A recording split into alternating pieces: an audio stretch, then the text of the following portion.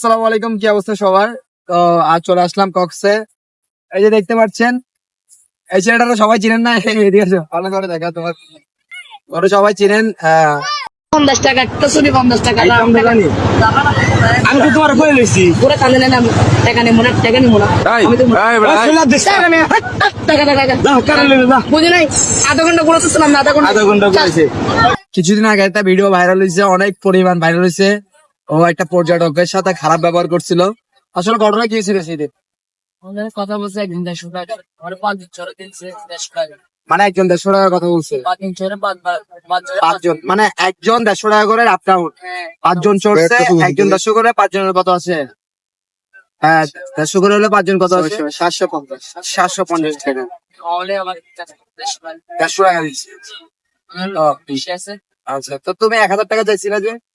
মনে করেন টাকা দিচ্ছে কেন আচ্ছা আচ্ছা, বুঝতে পারছি। তো এখানের মধ্যে হচ্ছে পিচ্ছি ছেলে, ছোট ছেলে, তাদের কিছু বুঝে না। এখনকার পোলাপাইন মনে করেন নিত্য বয়স কম, রক্ত গরম বলে না, মাথাটা একটু গরম। আসলে ভুলটা কার এটা সঠিক জানি না, বাট ছেলেটার মন মানসিকতা অনেক ভালো। কথাবার্তা বলে ভালো লাগলো, কিন্তু একজনের কারণে পুরো কক্সবাজারে মানে এই ব্যবসায়ীদের অনেক নাম খারাপ হয়। আসলে এটা ঠিক না। তো ভাই, তুমি কি খুব করছো না এটা?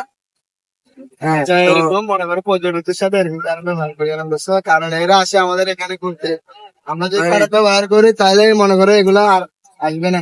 মানুষ বলতে ভুল। করতাম না ওরা যদি 5 সময় হ্যাঁ, বাদ দাও। মানুষ বলতে ভুল। ঠিক আছে, তো ওর জন্য দোয়া করবেন সবাই। মানুষ বলতে ভুল। আর সবার কাছে ওটা নিয়ে ও আন্তরিক ভাবে ক্ষমা চাইছে, সবাই ওটা ক্ষমা দৃষ্টিতে দেখবেন, ছোট ছেলে বুঝে দেয়। আর এটা নিয়ে আপনারা আর কোনো দল করেন না। সালাম আলাইকুম।